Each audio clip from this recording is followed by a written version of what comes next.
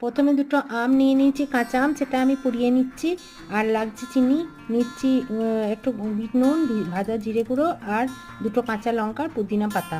প্রথমে আমটাকে আমি উল্টো পাল্টা করে ভালো করে পুড়িয়ে নেব। খুব সুন্দরভাবে পুড়ে গেলে তার সঙ্গে দুটো কাঁচা লঙ্কাও আমি পুড়িয়ে নেব এবং উল্টো যতক্ষণ না আমটা ভালো সেদ্ধ হচ্ছে ততক্ষণ পর্যন্ত আমি পোড়াতে থাকবো। তারপরে ওইটাকে আমি তুলে নিয়ে একটু জল ঢেলে ঠান্ডা হতে দেবো।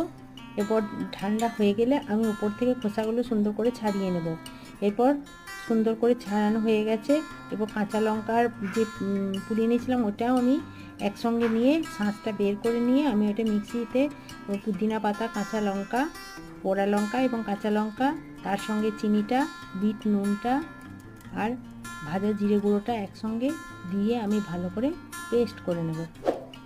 ওই আমের পাল্পটা আমি গ্লাসে ঢেলে ঠান্ডা জল দিয়ে পরিবেশন করব আম পোড়া শরবত।